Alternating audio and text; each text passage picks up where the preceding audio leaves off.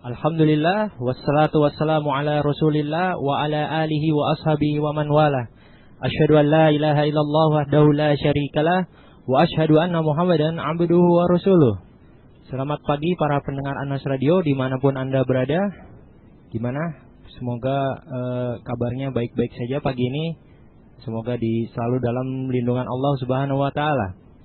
Hari ini bertepatan dengan tanggal 21 Jumadil Akhir 1434 Hijriah atau tanggal 1 Mei, sudah ganti bulan ini, 1 Mei 2013. Hari Rabu seperti biasa pukul 9 pagi. Alhamdulillah kita masih bisa istiqomah untuk menjalankan acara Bincang Usaha Mandiri bersama abang kita Abu Umar Andri Matsya. Untuk tema pagi kali ini adalah pertemuan ke-54 ini, cara ampuh menghadapi pesaing bisnis. Ya, silakan bagi para pendengar Anas Radio untuk mengirimkan pertanyaannya seputar materi ke alamat email di kotak surat @annasradio.com atau melalui Yahoo Messenger dengan ID Anas Radio.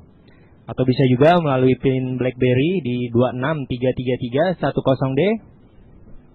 Atau di Skype bagi yang ingin berbicara langsung dengan Bang Andri di Anas Radio, atau WhatsApp dengan nomor 0813-1785-4974. Baiklah, kita sapa terlebih dahulu kepada Bang Andri Matsya. Assalamualaikum Bang. Waalaikumsalam warahmatullahi wabarakatuh. Bang, kumaha Bang? Bang. Alhamdulillah, pangestu. Masya Allah, sehat. Mungkin ini masih berkaitan dengan tema pekan lalu ya Bang ya? Betul sekali, insya Allah. Masih berkaitan, sangat berkaitan. Biar lebih panjang nih Bang, tanya jawabnya mungkin materi intinya dulu Bang, langsung masuk aja Bang ya? Iya. Baik, silakan Bang. Iya, para pendengar Anas Radio, assalamualaikum warahmatullahi wabarakatuh. Alhamdulillah, hamdan katsiran thayyiban mubarakan fi kama yuhibbu rabbuna wa yarda. Asyhadu an la ilaha illallah wahdahu la syarikalah wa asyhadu anna Muhammadan abduhu wa rasuluh. Allahumma salli wa sallim wa barik ala Muhammad wa ala alihi wa sahbihi ajmain. Amma ba'du. Baik, bagaimana kabarnya para pendengar Anas Radio, kaum muslimin yang dirahmati Allah Subhanahu wa taala? Semoga kita dimanapun berada selalu sehat fisik kita, dan lebih penting lagi sehat hati kita, dimana kita berbahagia mensyukuri nikmat Allah Subhanahu wa taala, yaitu nikmat keislaman dan nikmat kita berada di atas sunnah Nabi kita yang mulia, Nabi Muhammad sallallahu alaihi wasallam. Dan kita di Bincang Usaha Mandiri ini semakin bersemangat. Karena acara Bincang Usaha Mandiri, kita menginginkan bahwa kita bisa berwirausaha, memiliki jiwa entrepreneur yang mandiri, dan tentunya sesuai syariat agama kita, di mana kita bisa berbisnis, bisa berdagang, apapun bisnis kita, dengan tentunya tujuan utamanya adalah dalam rangka kita beribadah kepada Allah Azza wa Jal, Tabaraka wa Ta'ala. Dan tentu pada pertemuan kali ini, berhubungan dengan materi yang sebelumnya, yaitu materi boom ke-53, yaitu bagaimana kita mengenal tipe-tipe pesaing dalam bisnis. Maka dilanjutkan di Bincang Usaha Mandiri kali ini di boom ke-54, yaitu bagaimana cara ampuh menghadapi para pesaing tersebut. Cara ampuh bagaimana menghadapi pesaing tersebut. Ya, barakallahu fikum para pendengar Anas Radio. Jadi pada pertemuan hari ini, setelah kita membahas tipe pesaing, ini Bang Andri Abu Umar ingatkan lagi, di pertemuan yang lalu kita membahas tipe pesaing itu secara umum terbagi dua. Ada yang namanya pesaing itu yang destruktif. Destruktif ini tipe pesaing yang tidak sehat, di mana mereka menguatkan kekuatan untuk menghancurkan pengaruh pasar dari para pesaingnya, dari para kompetitornya. Sehingga fokus mereka ini lebih kepada merusak harga. Ya, menaik nurunkan harga, menaik dan menurunkan harga dengan cara yang tidak sehat. Ya, subhanallah. Sedangkan pesaing yang kedua adalah pesaing yang konstruktif. Nah, pesaing yang konstruktif ini adalah seorang pesaing yang dia membangun iklim persaingan yang sehat. Dan dia saling mendukung. Saling mendukung. Mungkin kalau bahasa kita di lapangan itu kayak kita lihat ATM bersama. Ya. Jadi ATM bersama itu kan, bank-bank itu membangun ATM secara bersama-sama. Ya. Nah, ini yang kita sebut dengan saling mendukung. Ya enggak? Nah, dengan perusahaan yang menjadi kompetitor kita. Nah, ini pesaing yang konstruktif. Ini konteksnya adalah membangun iklim persaingan yang sehat. Nah, di mana perbedaannya? Kalau pesaing destruktif, mereka, ya enggak, titik kuncinya, titik pacunya adalah pada yang namanya harga. Ya. Pada yang namanya perang isu. Ya, perang isu. Ya. Jadi melawan sesuatu itu, ya enggak, melawan api dengan api. Nah, tapi subhanallah pesaing yang konstruktif, ini biasanya justru mereka lebih fokus kepada yang namanya kualitas. Ya, bukan pada harga. Bagaimana mereka fokus pada keunggulan diri dia. Nah, ini yang akan kita bahas pada pertemuan boom ke-54 kali ini. Baik, barakallahu fikum para pendengar Anas Radio dimanapun berada. Jadi Bang Andri Abu Umar hari ini mau memberi share sebuah ilmu bisnis yang dikenal di istilah para pebisnis, para motivator dengan istilah Blue Ocean Strategy. Blue Ocean Strategy. Atau yang kita sebut dengan BOSS. BOSS ya. Nah, BOSS ini bukan bosnya dana Departemen Pendidikan yang kita sering lihat ya. Bukan itu. BOSS ini Blue Ocean Strategy. Jadi Blue Ocean itu, kalau kita terjemahkan, Blue Ocean itu samudra biru. Strategi adalah sebuah strategi. Lawan dari Blue Ocean Strategy, para pendengar Anas Radio, kaum muslimin yang berbahagia, rahimani wa rahimakumullah, adalah Red Ocean Strategy. Red Ocean itu adalah samudra merah. Jadi strategi Red Ocean ini begini. Bila seseorang dia menghadapi persaingan di dalam bisnis, ya enggak? Dia menghadapi pesaingnya dengan langsung terjun sesuai dengan persaingan yang ada di dalamnya. Maka terjadilah yang namanya Red Ocean.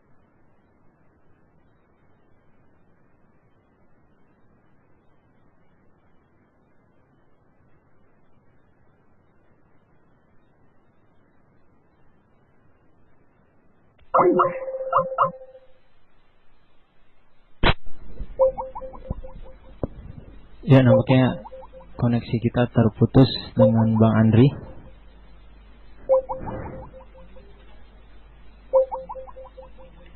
Kita tunggu untuk menghubungi beliau kembali.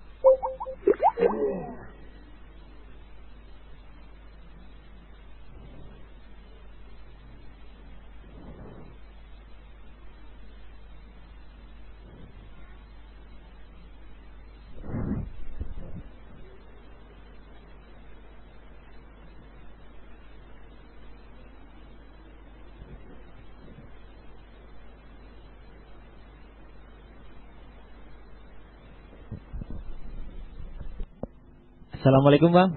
Iya, gimana? Dah? Assalamualaikum. Ya, waalaikumsalam warahmatullah. Dah? Ya, alhamdulillah. Mohon maaf Bang ya. sebelumnya. Mungkin bisa ya. dilanjutkan Bang. Baik. Baik para pendengar Anas Radio. Jadi barusan alhamdulillah Bang Andri Abu Umar menjelaskan tentang Blue Ocean Strategy dan Red Ocean Strategy.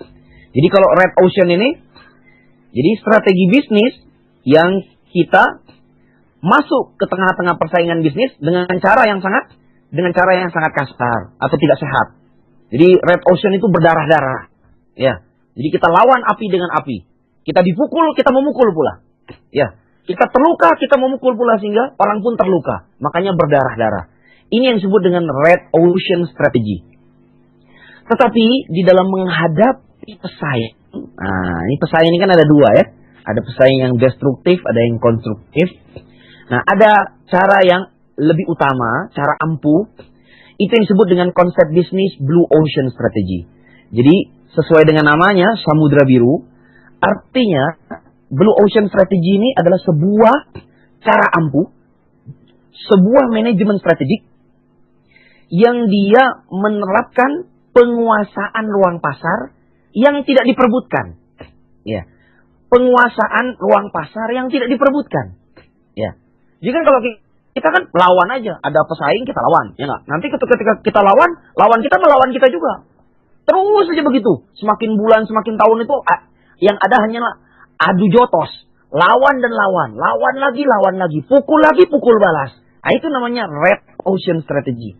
Tapi kalau Blue Ocean Strategy adalah sebuah strategi yang menerapkan penguasaan ruang pasar yang tidak diperebutkan. Begitu para pendengar Anas Radio. Jadi sebuah strategi yang dia mengubah paradigma pelaku bisnis dalam menghadapi persaingan. Nah, dalam istilah ruang pasar yang tidak diperebutkan ini namanya uncontested market space. Jadi kita mencari ruang pasar. Kan biasanya ya para pendengar Anas Radio, kita lihat biasanya kalau kita menghadapi pesaing itu, ya kita tuh fokus pada yang namanya kelemahan pesaing. Ya, jadi kalau misalnya kita lihat kelemahan pesaing, pesaing punya kelemahan ini, kita hajar kelemahannya. Ya, nah, ketika kelemahannya kita hajar, mereka kan akan mengikuti kita. Mereka menutup kelemahannya, mencari lagi kelemahan lawannya. Jadi nggak habis-habis para pendengar Anas Radio kaum muslimin. Tetapi subhanallah, Blue Ocean strategi ini titik fokusnya berbeda. Jadi fokus ya dari Blue Ocean strategi. Nah ini tipsnya, jawabannya ya. Adalah subhanallah dia mencari ya enggak namanya tiga titik fondasi. Yang pertama who, yang kedua what, yang ketiga how. Who yang pertama dia adalah mencari ya enggak sasaran segmen pasar yang baru. Nah, bagaimana Bang Andri Abu Umar kita mencari segmen pasar yang baru padahal persaingan banyak? Nah, segmen pasar kita yang baru kan mencari ruang pasar yang tidak diperebutkan ini adalah dengan memperbaiki inovasi, dengan mencari kualitas lagi, ide yang fresh, ide yang berbeda, ya, yang tidak sama. Kenapa? Karena fokus dari Blue Ocean Strategy ini adalah fokus pada keunggulan Anda. Jadi kita tidak perlulah memikirkan kelemahan orang lain sebenarnya. Ya, kita fokus pada keunggulan kita. Jadi kalau misalnya seorang pebisnis pemula dimanapun berada, mulai dari Aceh sampai Papua, kalau berbisnis, misalnya kita pilih bisnisnya apa, soto ayam, kita pilih bisnisnya pisang goreng, kita pilih bisnis kita properti, ya nggak? Nah, kan kebanyakan orang sekarang kan melihat pesaing. Boleh saja para pendengar Anas Radio melihat pesaing, tapi Blue Ocean Strategy ini lebih fokus pada keunggulan kita. Kita cari keunggulan yang kita miliki, lalu kita pertajam, dan dari situlah, ya subhanallah, nah kita tawarkan keunggulan kita itu di pasar. Jadi dengan keunikan yang kita miliki, dengan keunggulan yang kita miliki, subhanallah, ya kita tidak terlalu banyak tercapekkan, habis energi kita dengan mengurusi orang lain. Nah subhanallah, yang akhirnya terjadilah hal yang tidak kita inginkan. Iya, tidak kita inginkan. Sama subhanallah. Coba kalau para pendengar Anas Radio, ya enggak? Kalau kita, barakallahu fikum ya, kalau kita terfokus pada keunggulan kita, ya enggak? Pada bisnis yang kita miliki, ya enggak? Dan ini terjadi pada segala macam profesi. Ya, kalau misalnya kita berdakwah, kita fokus saja pada keunggulan kita. Kita konsisten, kita mengasah, ya enggak? Apa yang kita miliki, subhanallah. Ya enggak? Lama-lama pesaing itu juga akan bosan dengan kita. Bosan, akan jatuh sendirinya. Akan jatuh dengan sendirinya. Subhanallah. Ya enggak? Di agama kita kan banyak contohnya. Ya enggak? Contoh-contoh orang yang berilmu seperti Imam Al-Bukhari. Ya enggak? Nah itu, Imam Al-Bukhari itu seorang imam. Ya enggak? Dalam perspektif ilmu strategi, beliau adalah orang yang menggunakan yang namanya Blue Ocean Strategy. Ya enggak? Jadi beliau itu fokus pada mengasah kualitas diri. Ya enggak? Mengasah kualitas diri habis-habisan. Ya enggak? Sehingga luar biasa. Ketika dia terfokus pada dirinya sendiri. Ya enggak? Nah, Masya Allah dalam arti meningkatkan kualitas pada dirinya. Kemampuan ilmunya, hafalannya, ketekunannya. Ya enggak? Dan sebagainya. Ya. Akhirnya ketika ya dia fokus pada keunggulan diri. Subhanallah. Lihat. Malah pesaing-pesaing. Ya enggak? Itu. Barakallahu fikum. Malah kesulitan mengejar dia. Karena fokus dia bukan pada kelemahan orang lain, tetapi pada fokusnya diri sendiri. Akhirnya dia unggul dengan sendirinya. Dan pesaing-pesaing yang tidak sehat pun semakin hari semakin sulit.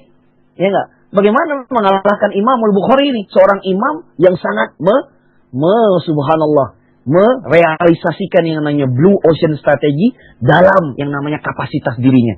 Begitu kira-kira para pendengar Anas Radio. Jadi kalau kita bisnis, memang pada dasarnya Bang Andri, Abu Umar, boleh nggak Bang kita fokus pada kelemahan pesaing? Jawabannya boleh. Ya nggak? Dimana artinya kalau misalnya kita belajar di materi ke-53, ya kita buka pisang goreng, kita memang lihat dulu kompetitor di sekitar kita. Kalau kita buka di daerah mana, misalnya di daerah Menteng atau Rawamangun, nah kita buka, kita lihat, ya nggak? Mana kompetitor kita? Ya. Nah lalu kita melihat fokus pada kelemahan pesaingnya, boleh-boleh saja. Jadi kalau misalnya ternyata pesaing pisang goreng kita ini dia ternyata tidak menyediakan sesuatu yang dibutuhkan masyarakat, nah konsep yang fokus pada kelemahan pesaing ini adalah kita mengisi apa yang tidak disediakan oleh pesaing kita. Jawabannya boleh-boleh saja. Ya enggak? Maka kita lihat kan, kita lihat misalnya persaingan di bisnis yang subhanallah, misalnya bisnis ayam goreng fried chicken, ya enggak? Nah, kita lihat kan beda antara Kentucky dengan Texas Fried Chicken. Nah, Texas itu mengisi sesuatu yang tidak diisi oleh Kentucky Fried Chicken. Ayo silakan saja, ya enggak? Tempat yang dia tidak diisi oleh Kentucky Fried Chicken, dia cari mana tempat-tempat yang mungkin yang belum diisi, ya enggak? Mungkin masyarakat belum menerima Kentucky Fried Chicken. Nah, mereka mencari tempat-tempat itu. Nah, memang konsep seperti ini boleh-boleh saja. Namun, biasanya, ini akan mengalami kebuntuan. Kalau si pesaing kita yang luar biasa tadi menempati tempat yang sama. Coba kalau kita sebagai pebisnis, kita fokus pada keunggulan kita. Kita cari uniqueness yang kita miliki. Jadi kalau kita seorang dokter, ya enggak? Nah, apa keunggulan kita? Ya enggak? Kalau kita seorang komunikator, seorang konsultan, apa keunggulan konsultan kita dibanding konsultan yang lain? Apa ciri khasnya? Sehingga orang itu selalu datang ke tempat usaha kita. Kira-kira begitu. Ini yang disebut dengan Blue Ocean Strategy. Jadi kuncinya, fondasinya ada 3. Who, what, dan how. Jadi yang pertama, who ini, bagaimana kita mencari sasaran yang baru. Mencari ruang pasar yang baru. Karena masyarakat ini kan banyak para pendengar Anas Radio, subhanallah. Apalagi masyarakat Indonesia ini ratusan juta, 200 juta. Ya, seandainya kita buka sebuah produk yang baru yang berkualitas, tetap saja banyak orang yang akan Masya Allah, banyak orang yang akan menghampiri kita. Ya, barakallahu fikum. Jadi yang seperti ini, Masya Allah, kita harus coba pikirkan, jangan sekedar hanya melawan persaingan bisnis. Ya nggak? Capek kita. Karena yang namanya pesaing bisnis itu nggak habis-habis. Tapi cobalah kita berpikir seperti berpikirnya subhanallah, orang-orang yang dia punya Blue Ocean Strategy. Dia mencari keunggulan yang baru. Ya nggak? Mencari keunggulan yang baru. Tidak sekedar hanya melawan pesaing saja. Sehingga akhirnya, setelah kita membuat ruang pasar yang baru, kita keluar dari persaingan yang tidak sehat itu. Ini adalah cara yang lebih baik. Keluar dari persaingan yang tidak sehat, membuat kompetisi itu menjadi tidak relevan. Akhirnya, kita berkompetisi dengan siapa? Kita berkompetisi dengan diri kita sendiri. Ya, kita berkompetisi dengan diri kita sendiri. Karena tidak ada lawan. Ya enggak? Tidak ada lawan. Ya, subhanallah. Barakallahu fikum. Maka, lawannya Imam Bukhari, ya enggak? Dalam konteks kemajuan adalah diri beliau sendiri. Semakin beliau tekun, memperbaiki kualitasnya, subhanallah, semakin beliau maju.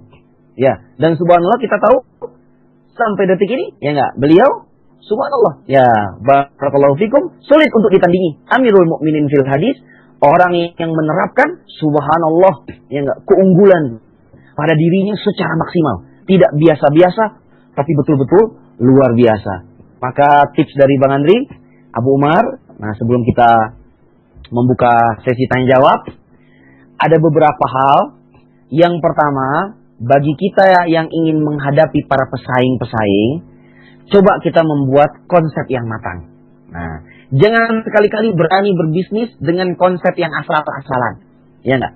Coba buatlah konsep yang matang. Siapa yang merencanakan, ya enggak? Yang gagal merencanakan, dia sama saja dengan merencanakan kegagalan. Jadi kita buat konsep yang matang, perencanaan yang matang. Ya enggak? Bagaimana perencanaan yang matang itu para pendengar Anas Radio?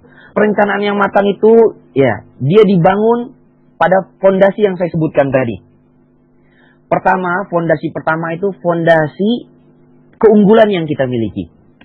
Jadi jangan dulu melihat orang lain sebenarnya. Ya, lihatlah keunggulan kita. Coba perhatikan keunggulan kita ini apa, ya enggak? Apa yang unik? Insya Allah, Allah Subhanahu wa Ta'ala menciptakan manusia itu berbeda-beda, ya enggak? Namanya sama-sama Muhammad, Muhammad yang satu berbeda sama yang lain. Mungkin kita ini belum menemukan saja. Jadi kalau dalam bahasa motivasinya itu belum unlocking potential power. Jadi bisa jadi kita ini belum membuka, ya, kotak potensi pada diri kita, ya, kotak potensi pada diri kita. Fokuslah pada keunggulan yang kita miliki, ya. Sebab kalau kita memikirkan orang lain, ya enggak, nah, memikirkan kelemahan diri kita dan kelemahan orang lain, ini enggak akan habis-habis. Tapi coba, ya, fokuslah pada keunikan, ya, karena Allah Subhanahu wa Ta'ala menciptakan setiap manusia dengan keunikannya masing-masing. Nah, setelah fokus pada keunggulan kita, nah, baru kita melihat bagaimana pasar yang ada di tempat yang ingin kita miliki, ya enggak? Yang ingin kita buka bisnis kita. Barulah kita menerapkan ilmu yang namanya ilmu marketing tadi. Ya, jadi ilmu marketing itu artinya kita lihat bagaimana selera masyarakat, lalu karakteristik gaya hidup, ya, calon konsumen yang ingin kita buka, lalu yang ketiga daya beli, ya. Dan yang berikutnya adalah, nah, info bisnis yang sejenis di mana kita ingin buka di tempat tersebut. Nah, ini yang disebut dengan konsep yang matang. Yang awalnya berpijak pada keunggulan diri, baru berikutnya, nah, kita melihat pada apa yang ada di kompetitor kita di sekeliling kita. Tapi ingat ya, jangan terbalik. Karena kalau red ocean itu, yang dia lihat adalah kelemahan orang lain terlebih dahulu. Ya, sehingga subhanallah, fokus dia adalah kelemahan orang lain. Maka di sinilah yang terjadi persaingan yang tidak sehat. Itulah mengapa terjadi perang harga, perang isu. Ya. Sehingga ketika sudah kalah bersaing, ya enggak, dia menjelek-jelekkan lawan, menjelek-jelekkan kompetitor. Dia bikin perang isu. Karena baksonya sudah kalah bersaing, dia buatlah isu. Bakso yang di sana itu, di seberang sana di simpang jalan itu baksonya pakai bakso babi, pakai formalin. Karena dia tidak punya cara lagi, para pendengar Anas Radio. Dia tidak punya cara lagi. Yang harusnya caranya adalah mencari keunggulan diri dia, yang akhirnya dia tidak punya, dia tidak dapatkan itu. Malah dia terfokus pada menghancurkan orang lain dengan cara yang zolim, dengan cara yang tidak sehat. Nah, subhanallah, ini yang disebut dengan Blue Ocean Strategy, ya. Dan tips dari Bang Andri yang ketiga, ya, selain kita fokus pada keunggulan diri, kita melihat kondisi pasar, ya, subhanallah. Yang ketiga itu, cobalah banyak belajar dari pengalaman orang lain, ya. Karena yang namanya kita bisnis ini, ya, ini kan yang namanya materi lapangan ini, aplikasinya walaupun bisnisnya sama, di tempat yang berbeda itu berbeda. Ya, karena dalam pepatahnya orang Indonesia, ya, lain lubuk lain ikannya, lain ladang lain belalang, lain lubuk lain ikannya. Pisang goreng di tempat yang sama bisa sukses dengan cara seperti itu, di tempat yang lain belum tentu, para pendengar Anas Radio. Ya, seperti yang sering Bang Andri bilang, ya, gudeg Jogja di Jogja dengan rasa seperti itu laku di Jogja, belum tentu gudeg Jogja dengan rasa yang sama di Jogja laku di Bandung. Begitu juga sebaliknya. Ya, begitu juga sebaliknya. Ya enggak? Soto Bandung dengan rasa di Bandung seperti itu belum tentu dengan rasa yang sama akan diterima oleh orang Yogyakarta. Si soto Bandung ini dibuka di Yogyakarta. Begitu juga sebaliknya. Maka kita harus sangat diperlukan sekali ini. Belajar dari pengalaman orang lain. Melihat bagaimana kesuksesan orang lain dalam menerapkan bisnis di daerahnya. Karena lain ladang, lain belalang, lain lubuk, lain ikannya. Barakallahu fikum. Kita kembalikan kepada Kang Aca. Boleh kita tanya jawab. Alhamdulillah, jazakumullah khairan untuk Bang Andri Maca atas penjelasan gamblangnya. Insyaallah, bagi para pendengar Anas Radio nih yang mau kirim pertanyaan seputar materi atau juga mungkin tentang materi-materi sebelumnya, bisa aja kirim langsung ke alamat email kami di kotak surat @annasradio.com atau bisa juga melalui Yahoo Messenger di ID-nya Anas Radio, atau bisa di pin BlackBerry di 2633310D, atau melalui Skype dengan ID Anas Radio. Yang terakhir melalui WhatsApp dengan nomor 0813 1785 4974. Ya, Bang Andri, ini kebetulan pertanyaannya belum ada yang masuk nih Bang. Nah, mungkin dari saya deh Bang, mau tanya nih. Iya. Ini kan temanya, Masya Allah Bang ya, tentang pesaing bisnis. Nah, misalnya kita mau masuk nih Bang ke bisnis, tapi di situ kita lihat belum ada nih Bang pesaing kita. Nah, dengan itulah kita jadi ada ide untuk, wah kayaknya saya mau nih bikin bisnis ini. Nah, ada tipsnya nggak Bang? Pas kita sudah terjun itu, dan langkah apa aja nih Bang? Biar nanti kalau ada pesaing kita nggak kaget gitu Bang. Iya. Ya, alhamdulillahirobbilalamin ya. Jadi memang yang pertama yang harus kita perhatikan adalah bagaimana ide kita itu. Nah, jadi ada beberapa hal faktor yang harus ini ya. Yang pertama, ide kita itu harus betul-betul fresh. Ya, ide kita itu betul-betul fresh. Sehingga kalau betul-betul fresh itu, makna fresh ini artinya selain ide yang brilian, ide ini bisa diaplikasikan di lapangan. Karena banyak ide bisnis itu kalau di lapangan tertentu itu susah dipraktekkan. Ya, susah sekali dipraktekkan. Karena mungkin artinya belum diterima masyarakat.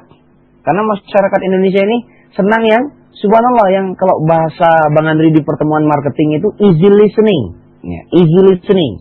Ya nggak, kita lihat kan? Makanya kita lihat merek-merek yang oke di lapangan itu merek-merek yang apa namanya? Ya, ada misalnya Mireman kayak gitu. Ada lagi Bebek Garang, ya nggak? Kenapa kita lihat para mahasiswa, anak-anak muda membuka usaha yang fresh, easy listening, enak didengar, terus di mata itu begitu menarik, ya. Jadi di mata menarik, di mata mereka, di telinga juga nggak susah mengucapkannya. Nah, ini penting, ini ide yang fresh seperti ini, karena banyak pengusaha ini karena mungkin lulusan ekonomi atau terlalu banyak menghafal teori-teori buku-buku bisnis atau belajar dari pengusaha-pengusaha kelas berat, ternyata mempraktekannya.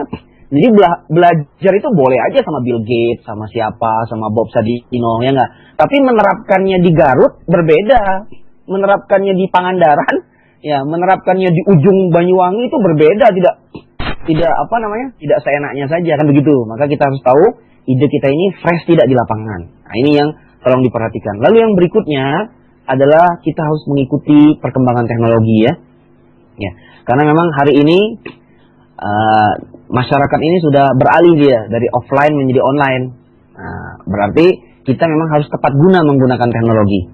Ya, yang Bang Andri maksud di sini teknologi pemasaran.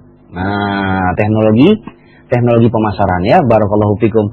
Lalu yang berikutnya, nah subhanallah, yang harus kita pahami juga adalah kita memulainya itu dengan cara yang bertahap. Jangan langsung. Ya, jangan langsung. Jadi ide kita yang fresh itu kita lemparkan di lapangan itu secara perlahan. Nah, bisa dengan door to door, bisa ya enggak, dengan marketing yang sesuai dengan segmented, ya tidak perlu jor-joran, ya marketingnya itu efektif sesuai dengan segmen yang kita pilih. Nah, variannya juga cocok, ya produk-produk yang kita pilih juga cocok sehingga kita bisa menjangkau permintaan dari orang lain. Maka tolong diperhatikan. Nah, pasar yang kita miliki. Begitu Kang Aca. Nah, tips-tips awal dari Bang Andri kalau ingin membuka bisnis bagi anak-anak muda seperti ini. Ya. Siap. Alhamdulillah. Jazakallahu khairan Bang Andri. Ini alhamdulillah sudah ada pertanyaan yang masuk Bang dari Makassar Bang, dari Darwis Yunus. Assalamualaikum. Afan mau tanya, apakah red ocean strategi ideal diaplikasikan dalam semua bisnis atau bisnis tertentu saja? Jazakallahu khairan Bang. Ya, silakan Bang. Iya. Ya Darwis Yunus ya di Makassar. Semoga Allah menjaga antum sekeluarga. Jadi jawabannya seperti yang antum tanyakan tadi, bahwa sebenarnya semua strategi bisnis itu dia cocok dapat diterapkan pada satu tempat, satu keadaan, dan dia tidak tepat di keadaan yang lain. Ya, termasuk red ocean tadi. Subhanallah. Maka kita lihat banyak juga pengusaha-pengusaha sukses, sebuah merek-merek yang luar biasa, mereka melakukan red ocean. Jadi membuat sebuah strategi dengan melihat kelemahan yang ada di pesaing, kan begitu? Kelemahan yang ada di pesaing. Tapi setiap strategi ini punya kemanfaatan dan kemanfaatan. Jadi ada kelebihan dan keuntungan. Misalnya kita lihat hari ini di bisnis seluler lah. Nah, di bisnis kartu seluler. Itu kan sebenarnya yang terjadi di lapangan adalah red ocean strategy. Ya, ketika sebuah merek misalnya ya simpati ya nggak mengeluarkan sebuah produk baru, apa yang dilakukan oleh merek yang selainnya? Mereka melakukan red ocean strategi. Ya, apa yang tidak disediakan oleh pesaing mereka sediakan. Apa yang lemah dari simpati, si XL ini Masya Allah segera melakukan inovasi-inovasi pada kelemahan kompetitor dia tersebut. Begitu juga kebalikannya. Ya, jadi masing-masing melihat kelemahan pesaingnya kan begitu. Nah, ini namanya red ocean strategi. Namun kalau seperti ini dibiarkan, tidak ada aturan bermain yang jelas, yang kita lihat terjadi. Akhirnya terjadi persaingan yang tidak sehat. Ya enggak? Persaingan pada harga, lalu persaingan pada iklan, advertise-nya luar biasa. Yang satu saling menghina kepada yang lain, yang satu saling mengejek kepada yang lain. Kita lihat dengan iklan-iklannya, bahkan ya enggak, saling berebut bintang iklan. Satu bintang iklan tadinya mengiklankan di satu tempat, tiba-tiba besok pagi dia menjadi bintang iklan di produk pesaingannya. Karena subhanallah, ya layaknya tim-tim sepak bola yang rela membayar mahal, ya enggak, bintang pesaingnya tersebut untuk menjadi anggota dari bisnisnya. Nah, ini yang disebut dengan red ocean strategy. Maka yang seperti ini dia bisa di konteks tertentu ya. Nah, selama kita paham yang kita sebut dengan pesaing yang konstruktif. Kalau kita mau seperti itu, mau melihat bisnis ini dari kelemahan pesaing kita, coba kita saling mengisi. Nah, kita saling mengisi. Boleh kita beradu, ya enggak, beradu kelebihan pada hal yang sama, tapi kita saling mendukung, jangan saling menjatuhkan. Ini kan jadi masalah. Ya, subhanallah. Ini saling menjatuhkan. Jadi tidak jadi masalah lah. Kelemahan dia diisi sama kita, kelemahan kita diisi sama dia. Tapi tidak perlu saling mengejek kan? Tidak perlu saling mengejek. Ya enggak, tidak perlu saling mengejek. Nah, ini yang jadi masalah. Tidak perlu saling mengejek. Subhanallah. Barakallahu fikum. Ya, kalau kita merasa kita oke, kita benar, maka mintalah pertolongan kepada Allah Subhanahu wa taala. Insyaallah Allah akan membantu bisnis kita. Ya, termasuk pada hal-hal yang lain, misalnya dalam bidang dakwah dan yang semisalnya daripada itu. Nah, ini yang namanya pesaing konstruktif. Namun ada juga di antara para pebisnis ini yang dia tidak kuat, para pendengar Anas Radio, melakukan red ocean strategi. Ya. Maka red ocean ini kan kalau sudah berdarah-darah kan lama-lama jadi black ocean ya. Jadi menghitam kan, subhanallah. Nah, jadi yang terjadi adalah black campaign, ya enggak. Melakukan isu-isu yang subhanallah yang sangat buruk sekali. Maka tidak jernih lagi seperti blue ocean strategy. Maka orang yang tidak mampu lebih baik dia melakukan blue ocean strategy. Ya, dia membuat sebuah perubahan paradigma bisnis untuk menghindari persaingan yang tidak sehat. Itu yang kita lakukan. Ya, bila kita ingin berbisnis di mana kita tidak mampu berada di tengah persaingan-persaingan yang tidak sehat tersebut. Dan ini banyak dilakukan oleh para pengusaha ya. Banyak dilakukan oleh para pengusaha. Jadi pengusaha yang sama pun dia membuat usaha yang berbeda. Membuat bisnis yang berbeda.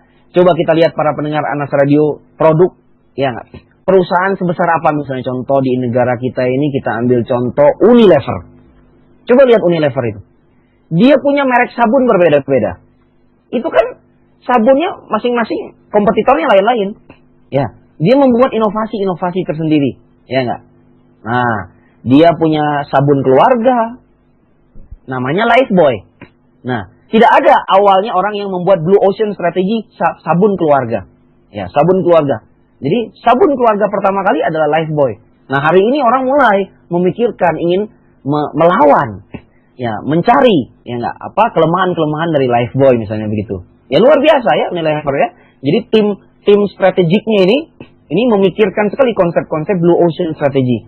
Lalu dia ada juga yang namanya konsep sabun perawatan misalnya seperti itu. Nah, ini subhanallah kan, dia memikirkan jadi konsep yang memiliki ruang pasar yang berbeda. Jadi akhirnya Unilever punya banyak jenis sabun dengan ruang pasar beda-beda. Ada sabun Lux, ya enggak, yaitu sabun khusus untuk teman-teman wanita. Ada sabun khusus untuk keluarga yang namanya Lifebuoy. Ada sabun juga untuk perawatan, misalnya kata dia perawatan kulit katanya positioningnya namanya sabun Dove. Ini pintarnya Unilever. dalam konteks membangun strategi bisnis. Nah, bisakah Bang Andri Abu Umar kita seperti itu? Jawabannya bisa. Kenapa tidak bisa? Orang bisa kok, kenapa kita tidak bisa? Ya, sama-sama makan nasi kok. Ya enggak? Sama-sama subhanallah diberi karunia Allah Subhanahu wa taala berupa akal yang sehat untuk memikirkan sesuatu yang baik dalam kehidupan. Begitu jawabannya Kang Aca, Abu Khalid, wallahu a'lam. Alhamdulillah. Ini ada pertanyaan selanjutnya nih Bang, dari Bakti Sofiarto di Semarang, Jawa Tengah. Assalamualaikum. Dengan mencoba menggali potensi dan ide yang fresh, jika kita masih terikat dengan pekerjaan lain dan ingin memulai bisnis sendiri, adakah tipsnya? Jazakumullah khairan. Wassalamualaikum. Ya, mungkin ini beda tema nih Bang. Dari siapa tadi? Bakti. Bakti Sofiarto Bang. Oh iya. Baik ya. Jadi Bakti Sofiarto. Ya, semoga Allah menjaga antum, merahmati antum sekeluarga. Barakallahu lakum. Baik. Nah, memang kita subhanallah, Blue Ocean Strategy ini tidak hanya diterapkan oleh kita yang berbisnis secara mandiri. Bisa juga ya kita berbisnis sampingan. Ya. Namun, bisnis sampingan kita juga harus punya keunikan. Walaupun kita bekerja, misalnya kita masih kerja jadi PNS, atau kita kerja di sebuah karya tempat swasta, atau mungkin kita masih kuliah atau pelajar ya. Tapi subhanallah, jiwa entrepreneurnya ini sudah ada. Karena, semangat wirausaha ini kalau dia sudah muncul, kapanpun dia muncul, itu harus segera diaplikasikan ya. Kalau enggak dia mati. Ya. Nah, apalagi bergaulnya sama orang yang juga tidak bermental wirausaha. Itu cepat sekali. Ya enggak? Maka ketika dia hidup, subhanallah, segeralah cari jalannya. Ya enggak? Cari jalan untuk bisa mandiri berwirausaha. Karena sebenarnya asalnya setiap orang itu mempunyai semangat untuk berwirausaha. Ya, barakallahu fikum. Semangat untuk mandiri dalam berbisnis dan berwirausaha. Maka tetap bisa ya. Nah, yang seperti ini saran dari Bang Andri Abu Umar, ya, sama seperti tadi. Coba kita belajar dari pengalaman orang lain. Nah, coba baca buku-buku bisnis, baca buku pengalaman sukses berbisnis. Kan sekarang udah banyak kan di dunia maya, di internet. Begitu juga buku-buku sukses. Sekarang buku-buku para pebisnis sukses di seluruh dunia itu sudah dibukukan. Ya. Baik dia satu persatu, nah kita belajar. Coba kita belajar bagaimana awalnya Soichiro Honda membuat mobil dan motor Honda. Itu luar biasa sekali. Ya, luar biasa. Di Jepang itu pertama kali. Bagaimana juga awalnya ya kita lihat Colonel Sanders membuat Kentucky Fried Chicken. Kita kan bisa belajar. Kalau misalnya, Bang, agak susah, terlalu jelimet. Kalau pengusaha luar negeri, ya pengusaha muslim kan banyak. Pengusaha muslim yang sukses. Subhanallah. Di negara kita, di negara Arab, di negara-negara Timur Tengah, kita lihat aja, kita cari. Ya tentu yang sesuai syariah. Di negara kita kan banyak juga ya, yang kecil, yang baik yang kaki 5, yang mikro, yang sedang maupun yang besar. Semuanya bisa semua jadi bahan percontohan bagi kita. Dan banyak sekali yang tadinya mulai dari sampingan. Ya dia bekerja, nah dia usahanya sampingan, tetapi akhirnya bisa sukses. Nah kita lihat hari ini produk-produk mahasiswa kan, iya nggak? Sambil berkuliah itu. Mereka berkuliah yang tadi Bang Andri sebutin misalnya bebek garang, ya nggak, mie reman, ya. Nah produk-produk ikan itu anak-anak muda yang subhanallah mereka memikirkan ide-ide yang luar biasa dan hari ini sudah berkembang ke berbagai kota bahkan ke berbagai negeri, ya nggak, Maichi misalnya itu hal yang sederhana oleh anak-anak muda yang subhanallah sebahagiannya masih berkuliah dan masih berpendidikan. Jadi mereka banyak bergaul, banyak membaca. Maka kata para motivator, subhanallah, nah apa yang Anda lihat hari ini, apa yang Anda baca hari ini, dan dengan siapa Anda bergaul, menentukan 5 dan 10 tahun Anda ke depan. Gitu, ya. Maka sekali lagi Bang Andri ulang ya, Abu Umar. Nah, apa yang Anda lihat hari ini, ya enggak? Nah, buku apa yang Anda baca, ya subhanallah. Dan dengan siapa Anda bergaul, itu menentukan 5 dan 10 tahun Anda ke depan. Bahkan lebih dari itu. Bahkan lebih dari itu. Subhanallah. Ya, kita lihat ya. Maka, kalau orang suka sesuatu, mesti dia banyak membaca buku itu. Ya. Ya, dalam kita belajar ilmu psikologi perkembangan juga sama kan? Ya. Kalau orang suka baca sesuatu, itu paling banyak di kamarnya, di rumahnya. Ya kan? Paling dekat dengan dia. Kan Masya Allah. Kalau dia suka baca buku agama, ya enggak, buku agama ini akan banyak di kamar dan di rumahnya, lebih banyak dari buku-buku yang lain. Kalau ada orang suka baca buku-buku novel, ya enggak, dibandingkan misalnya baca buku apa, misalnya baca buku biografi, maka novel-novel ini akan lebih banyak berada di sekitar dia dibandingkan yang selainnya, dibandingkan buku biografi, dibandingkan buku pengembangan diri misalnya begitu. Nah, lebih-lebih lagi buku agama, ya Masya Allah. Nah, begitu ya. Maka sekali lagi Bang Andri bilang, nah, bagi anak-anak muda yang ingin berbisnis tapi ketika dia masih mahasiswa, nah lihat ya kuncinya, apa yang Anda lihat hari ini. Nah, maka coba keluarlah. Jangan cuma seperti katak dalam tempurung, keluarlah, banyaklah safar. Banyaklah safar. Kadang-kadang kita ini merasa kita sudah oke. Ya, subhanallah. Ya, kan sering ya, dulu Bang Andri ini, Abu Umar ini orang Bangka, ya enggak? Dulu ketika saya di kampung, ya enggak? Nah, mungkin kita lihat kan banyak kita orang daerah, kita juara terus di kampung. Nah, juara terus. Mungkin ketika kita sekolah kita juara 1, ya. Kenapa juara 1? Ya, pesaingnya itu aja. Coba kalau kita keluar. Ya. Mungkin juara 1 kita di kampung itu bisa jadi kalau kita di Jakarta, di Surabaya, di Bandung, di Jogja, mungkin kita juara 40 dari 40 orang di kelas kita. Subhanallah, kira-kira kan begitu. Maka janganlah jadi katak di dalam tempurung. Ya, janganlah jadi katak di dalam tempurung. Banyaklah melihat. Ya, banyak yang melihat. Dan yang kedua, banyaklah membaca ya, membaca. Jadi, nah, subhanallah sesuai konteksnya. Dan yang ketiga, banyak yang bergaul, banyaklah bergaul. Nah, maka subhanallah, kalau kita ingin belajar bisnis, nah, saran dari Bang Andri, belajarlah dari pebisnis yang terbaik. Kalau kita menuntut ilmu agama, kita menuntut ilmu dari yang terbaiknya. Ya, subhanallah. Kalau kita ingin belajar marketing, cari yang ahli yang terbaiknya di negeri kita ini. Ya enggak? Kita baca buku yang terbaiknya.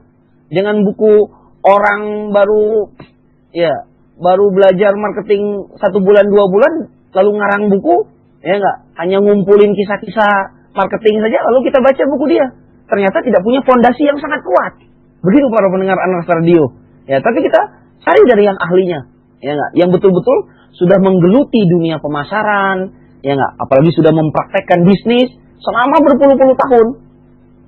Begitu juga subhanallah, ya di dunia dakwah ya, di dunia kita belajar dengan para ulama yang sudah makan, ya enggak? Subhanallah, yang sudah bergelut dengan ilmu bukan hanya sebulan 2 bulan, tapi berpuluh-puluh tahun, ya enggak? Sejak dari kecilnya sampai detik ini. Begitulah kira-kira tips dari Bang Andri. Jangan lupa 3 tadi. Apa yang Anda lihat hari ini? Apa yang Anda baca hari ini? Dan dengan siapa Anda bergaul itu menentukan 5 dan 10 tahun Anda ke depan Anda mau jadi apa? Anda mau jadi apa? Jadi Anda bergaul dengan seseorang itu, Anda menentukan Anda mau jadi apa 5 dan 10 tahun yang akan datang. Buktikanlah omongan saya ini, wallahu a'lam. Barakallahu fikum. Begitu Kang Aca? Siap, Masya Allah. Semoga bermanfaat buat Pak Bakti di Semarang. Bang, ini ada pertanyaan lagi Bang dari hamba Allah di Jakarta. Iya. Dengan makin banyaknya toko yang jual-jual seperti Carrefour, apakah ini bisa mematikan usaha kecil Bang? Karena kita lihat pasar tradisional makin sepi aja Bang. Mungkin ada tips-tipsnya nggak Bang? Bagaimana menghadapi masalah yang agak pelik ini Bang? Nah, ini agak berat nih kayaknya nih Bang. Ya, alhamdulillah ya. Baik. Jadi para pendengar Anas Radio kaum muslimin dimanapun berada, memang kita harus bersinergi di antara kaum muslimin. Ya, bersinergi itu tidak hanya di antara kita para pebisnis, tapi juga dengan para pemerintah. Ya, mereka yang memegang kebijakan ya. Jadi pemerintah juga subhanallah ya, kita berharap kepada pemerintah kita, pemerintah kaum muslimin untuk bisa mengatur ini kebijakan-kebijakan masuknya pasar-pasar dari luar negeri dan yang semisalnya ini. Jadi sehingga tidak membuka di sembarang tempat kan? Ya enggak? Karena kaum muslimin yang lain pun harus dilindungi subhanallah. Apalagi kita belajar ya, la darar wala dirar, jadi tidak boleh membahayakan. Maka negara kita, pemerintah harus mengatur ini. Mengatur subhanallah kebijakan-kebijakan seperti ini. Namun, di lain pihak, kita sebagai pebisnis, seorang muslim, pebisnis muslim, jangan bergantung kepada pemerintah. Ya, bergantunglah kepada Allah Subhanahu wa taala. Di mana kita berdoa kepada Allah dan terus kita memperbaiki kualitas diri kita. Ya. Karena yang seperti ini agak kesulitan juga kita membendung kan, ya nggak? Nah, karena pasar itu kalau dia memang sudah terbentuk, nah market-market seperti Jogja, Matahari atau yang dari luar seperti itu, seperti Carrefour yang Anda sebutkan tadi, itu memang akan masuk ke sebuah tempat, dan subhanallah kita lihat strategi perusahaan seperti Carrefour ini kan juga luar biasa. Dia datang, buktinya kalau orang datang tidak diterima kan pasti ditolak. Tetapi kenapa Carrefour diterima misalnya? Ya enggak? Karena dia subhanallah kan dia pintar. Ya enggak? Dia bersinergi dengan pemerintah, dia bersinergi dengan masyarakat setempat. Ya, yang Bang Andri lihat, karena Bang Andri Abu Umar pun hari ini menjadi konsultan bisnis di Carrefour, terutama di Bandung ya.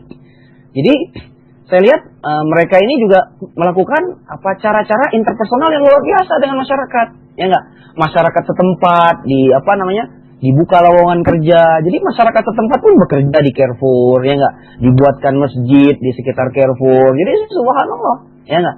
Maka mereka semua ya artinya senang dengan kehadiran Carrefour ya, walaupun tidak semua, tidak bisa kita generalisasikan. Tapi apa yang dilakukan Carrefour dari ilmu yang kita pahami hari ini, cara ampuh memahami pesaing itu luar biasa. Ya, luar biasa. Maka, kita sebagai pebisnis kecil, seperti kelontongan, maka kita pun harus memikirkan cara-cara yang ampuh, cara-cara yang sehat.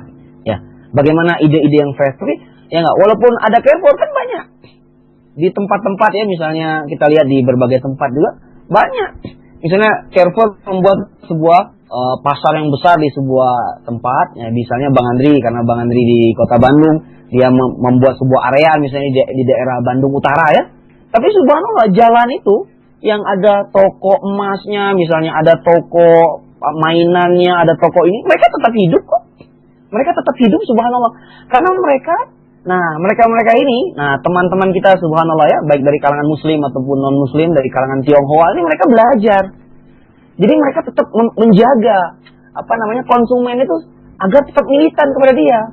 Jadi walaupun ada Carrefour, konsumen mereka ini tetap membeli pasir di toko material mereka, tetap membeli mainan dari toko mainan mereka, tetap membeli macam-macam tetap membeli kue dari toko kue mereka, tidak harus ke Carrefour. Masya Allah. Dan kita lihat mereka tetap hidup, dan saling mendukung. Ini yang kita sebut dengan kompetitor destruktif.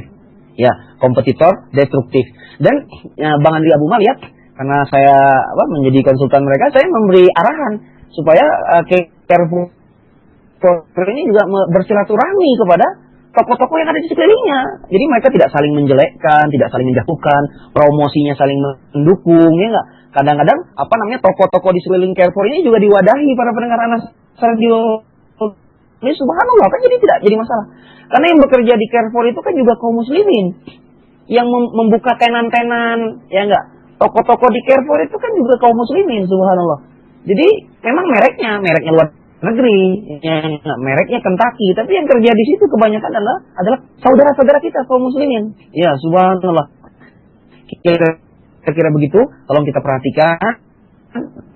Jadi kita pun dari pebisnis mikro yang kecil ini harus segera memperbaiki diri. Jangan lemah ya, jangan BEJ, jangan blame, jangan excuse, dan jangan justify.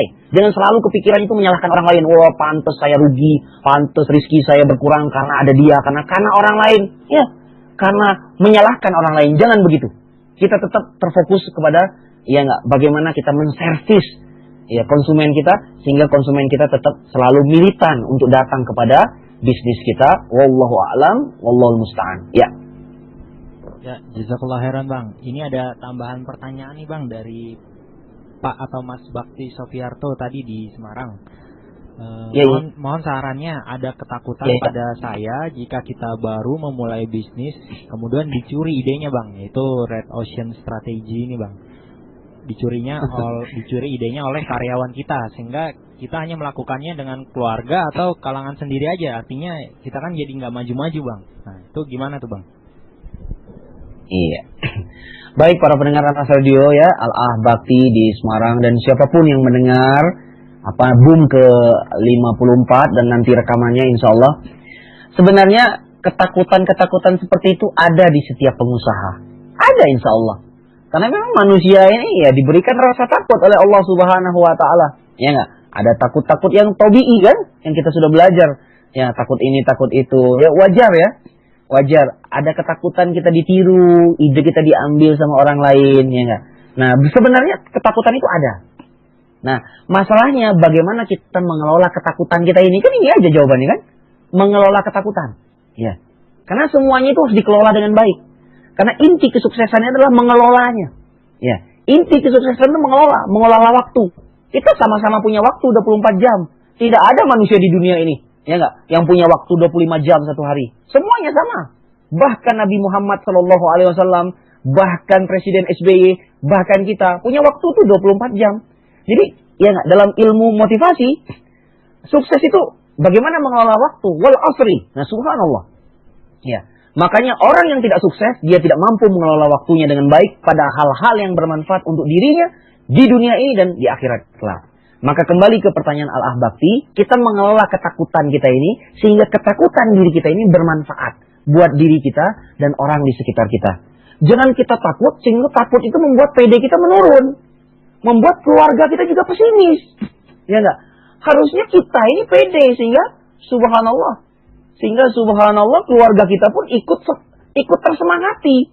Ya enggak? Masa kita kalah sama orang-orang kafir itu? Ya enggak? Subhanallah. Barakallahu fikum. Di mana agama kita benar. Ya enggak? Rob kita benar. Nabi kita benar. Kenapa kita tidak pede? Ya, subhanallah. Nah, ini kita harus mengelola ketakutan kita ini agar ketakutan kita ini berada di atas jalan yang lurus. Nah, kembali lagi kepada Al-Ahbabti. Nah, caranya coba buat ide itu yang dia punya standarisasi. Nah, itulah jawabannya yang sering Bang Andri sampaikan kepada orang-orang yang bertanya kepada saya, baik dari perusahaan maupun personal bisnis. Jadi kita bikin ide itu, konsep itu yang betul-betul matang. Apa ciri konsep yang matang? Konsep yang matang itu konsep yang dia punya standarisasi. Ya, kita lihat pebisnis sukses itu, bisnis apa aja punya standarisasi.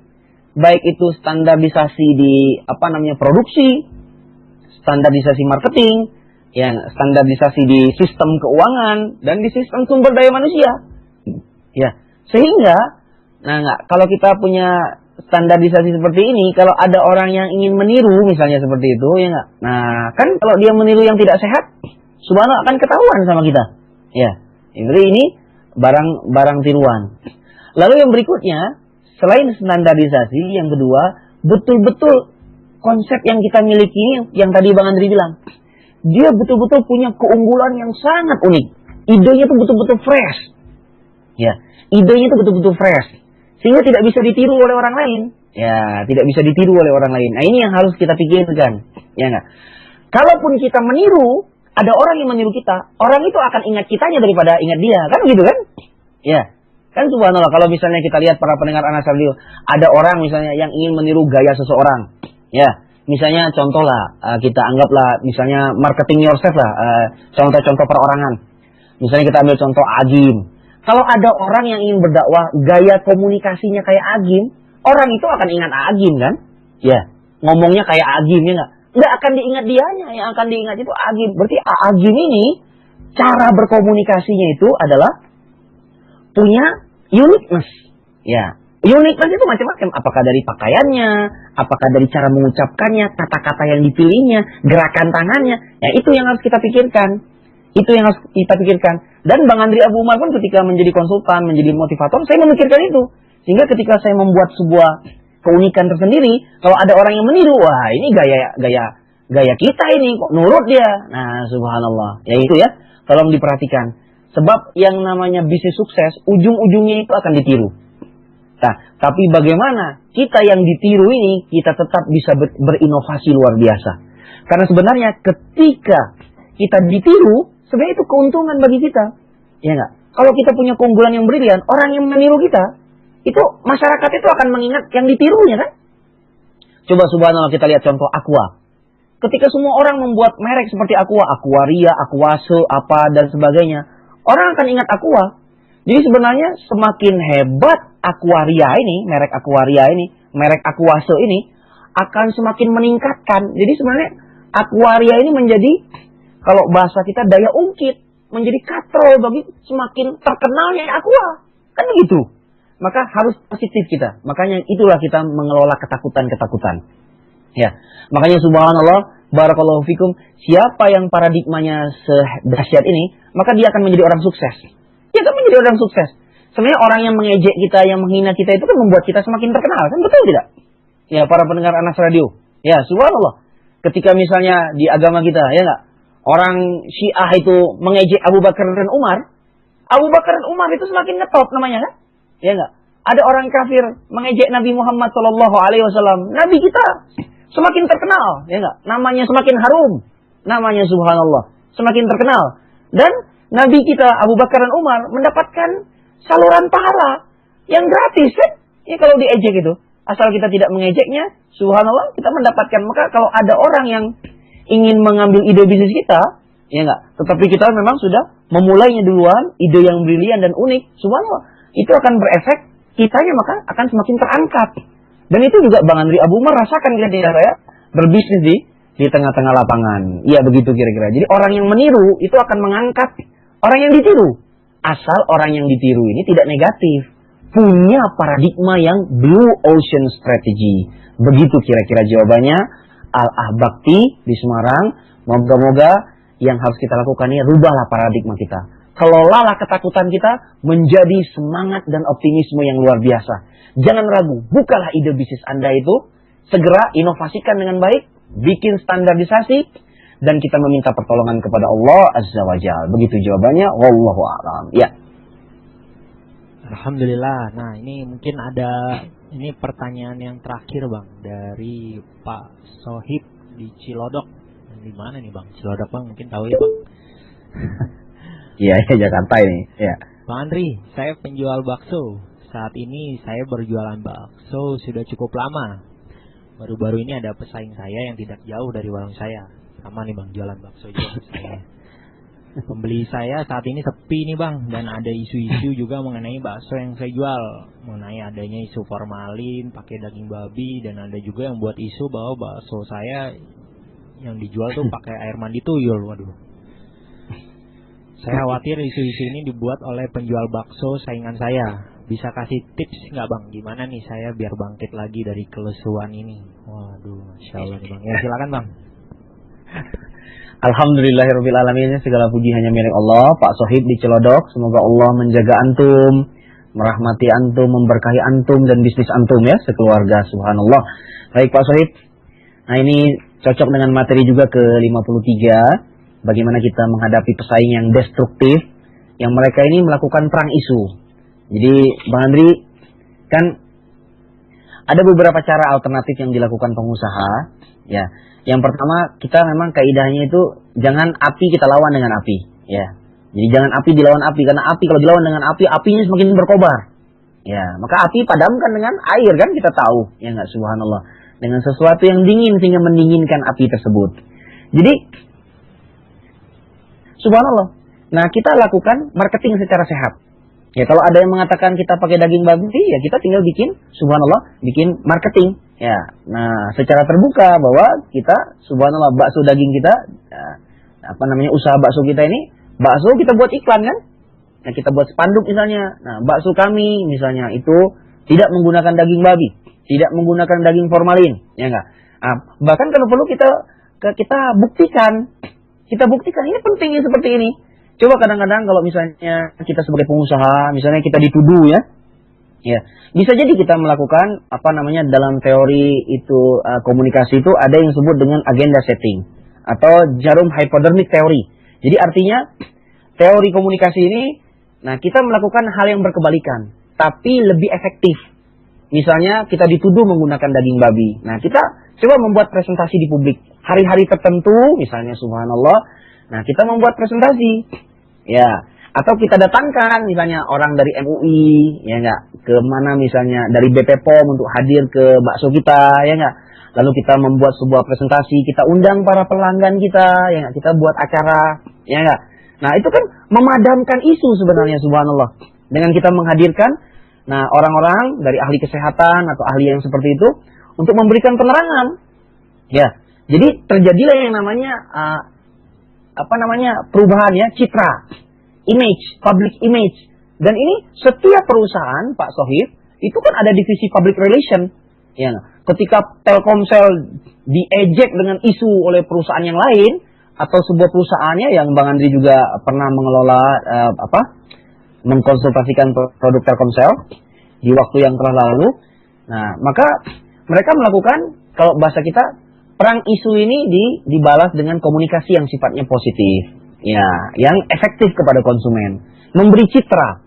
Sehingga dengan mereka membuat event yang spesial, mendatangkan MUI, BP POM, mereka buat misalnya membuat pelatihan, nah, membuat bakso tanpa bahan-bahan pengawet dan unsur-unsur yang haram, disponsori oleh bakso Pak Sohib dari Cilodok. Itu subhanallah, itu memberi citra itu, ya nggak? Ini makanya barakallahu fikum, perangilah api itu dengan air, ya nggak? Padamkanlah api itu dengan sesuatu yang dingin yang bisa memadamkannya, bukan dengan api lagi, para pendengar Anas Radio kaum muslimin dimanapun berada. Jadi bisa caranya dengan cara media, dengan membuat spanduk, ya nggak? Membuat iklan, membuat advertise dengan membuat pamflet dan leaflet. Boleh juga kita mengundang orang-orang, namanya special event. Ya, kita undang-undang ya. Kita undang orang-orang tertentu untuk kita buktikan bahwa kita ini tidak membuat hal yang seperti itu. Subhanallah, barakallahu fikum. Nah, maka ini penting. Lalu yang berikutnya, yang ketiga, kita bikin yang namanya testimoni. Nah, Pak Sohib di Cilodok. Jadi testimoni ini penting ya, subhanallah. Jadi testimoni itu di iklannya, di advertise-nya, kita minta orang-orang ya, apakah kita minta perkataan ustadz atau kita minta perkataan orang yang dipercaya ya untuk membantu mengiklankan. Ya, misalnya contoh Bang Andri Abu Umar. Nah, misalnya makan di baksonya Pak Sohib nih di Cilodok. Habis itu saya diwawancara untuk meminta komentar. Nah, saya berkomentar, subhanallah, ya enggak. Nah, bakso Pak Sohib ini betul-betul enak, ya enggak, betul-betul bergizi, dan saya tahu betul bahwa bakso Pak Sohib ini bukan dari daging babi, tidak pakai formalin. Itu namanya testimoni. Kalau dalam bahasa marketing itu disebut dengan experiential marketing. Jadi kita memarketingkan usaha kita dengan mencitrakan, nah, dengan pengalaman yang dimiliki oleh orang lain. Jadi subhanallah. Nah, usaha kita ini sukses bukan hanya dari diri kita. Ya, kita bersinergi dengan konsumen kita. Konsumen kita membantu. Ya enggak? Kalau betul-betul kaum muslimin itu percaya kepada bakso Pak Sohib tidak menggunakan babi dan formalin, insya Allah kaum muslimin itu akan saling ta'awun kok. Akan saling membantu. Ya enggak? Bahwa Masya Allah bakso Pak Sohib ini bukan dari daging babi dan isu-isu formalin, subhanallah. Nah, ingat pesan Bang Andri ya, jangan melakukan perang isu yang negatif. Jangan juga yang melawan yang tidak sehat kepada pesaing-pesaing kita. Kita fokus saja. Atau malah kita perbaiki bisnis kita dengan konsep yang saya ajarkan pada hari ini, Blue Ocean Strategy. Ya enggak? Semakin kita begitu, semakin kita berkualitas. Kita buka cabang, ya enggak? Atau kita subhanallah kita lakukan lagi ide-ide yang fresh di dalam bakso kita ini, sehingga betul-betul subhanallah.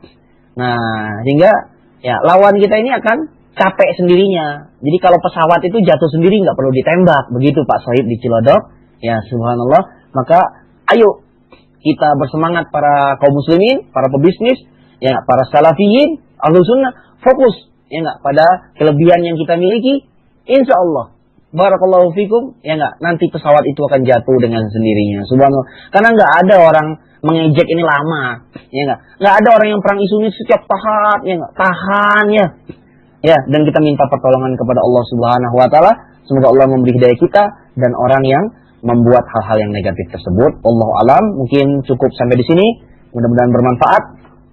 Pertemuan Boom ke-54, cara ampuh menghadapi pesaing dengan kita menerapkan yang namanya strategi bisnis Blue Ocean Strategy. Walhamdulillahirabbil alamin. Subhanakallahumma wa bihamdik, asyhadu an la ilaha illa anta, astaghfiruka wa atubu ilaik. Begitu Kang Aca. Walhamdulillahirabbil alamin. Ya. Masya Allah, kita ucapkan jazakumullah khairan buat Bang Abu Umar Andri Masya. Semoga Allah selalu melindungi beliau dan keluarga beliau.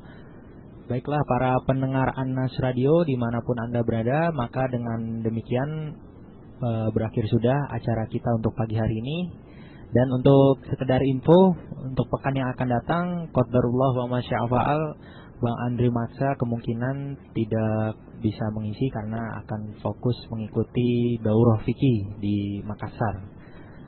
Baiklah, untuk selanjutnya mungkin kita sudahi saja acara untuk pagi hari ini. Nantikan terus acara-acara bersama Anas Radio yang semoga insyaallah bermanfaat bagi kita semua. Kami mohon maaf apabila masih ada kekurangan yang ada. Kita tutup majelis ini. Subhanakallahumma wa bihamdika asyhadu an la ilaha illa anta astaghfiruka wa atubu ilaik. Assalamualaikum warahmatullahi wabarakatuh.